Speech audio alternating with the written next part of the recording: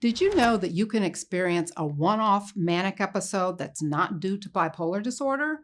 There are things that can trigger it that you should know about. I'm Dr. Tracey Marks, a psychiatrist, and I make mental health education videos. Mania is an excited or hyperarousal state that causes over-the-top elevated mood, irritability, increased energy, decreased need for sleep, impulsivity with poor judgment, speedy thoughts, and sometimes even psychotic symptoms like delusional thinking.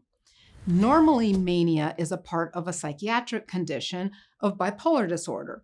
With bipolar disorder, you have episodes of mania and episodes of depression.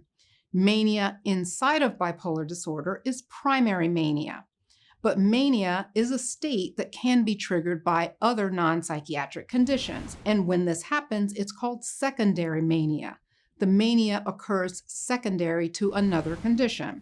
So let's look at some of the triggers.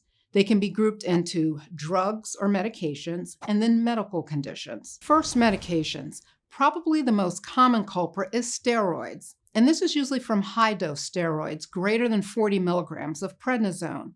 Prednisone is an oral form of steroids that you may be prescribed for an inflammatory condition like cellulitis from an insect bite, tendinitis, or even asthma. But in most of these cases, you get a prednisone taper that isn't over 40 milligrams. So there's a low likelihood of you erupting into mania from this kind of treatment.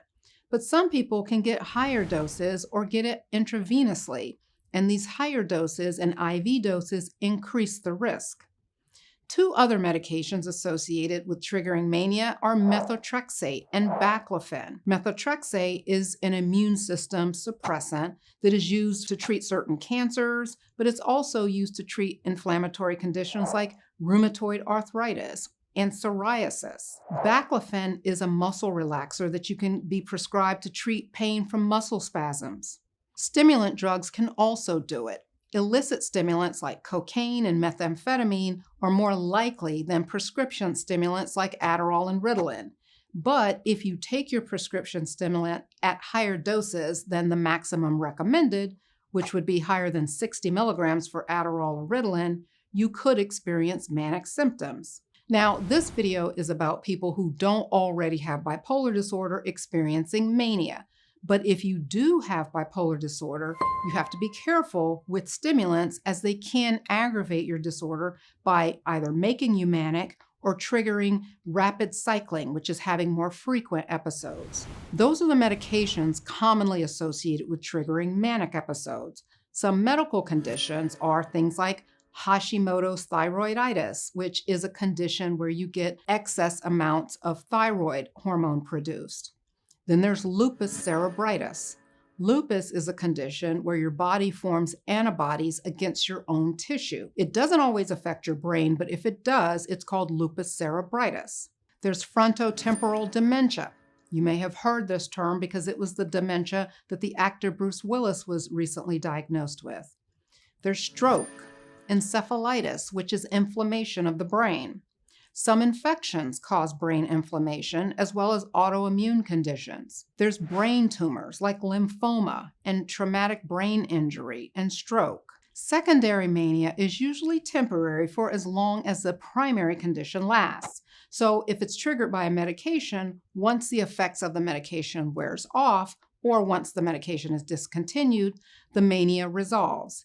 And you shouldn't have any more episodes. For someone who has to continue with the mania-inducing medication, like taking methotrexate as part of a cancer treatment, the doctor may need to add a mood stabilizer for you, like lithium or valproic acid, to control the mania. Since a stroke or traumatic brain injury can cause permanent brain changes, the mania may come and go similar to bipolar disorder. In this case, your diagnosis would not be bipolar disorder. It would be mood disorder due to the medical condition. But this is just a technicality to designate that the mood disorder is stemming from a medical condition and not as a psychiatric condition. The treatment would be essentially the same. You would be prescribed mood stabilizers.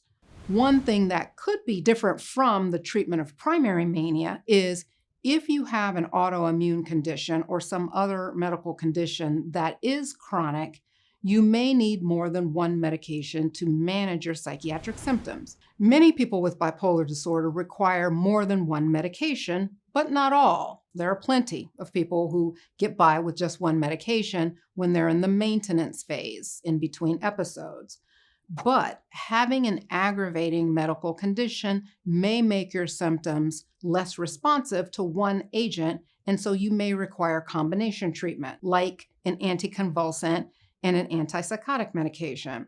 Common combinations are lamotrigine and quetiapine, or lithium and lamotrigine. One more thing about steroid-induced mania. The mania doesn't always come on after the first dose. Sometimes there can be a cumulative effect after taking a moderate dose for several days in a row. So you want to watch out for signs of mania within the first 3 to 6 weeks of being on continuous steroid treatment.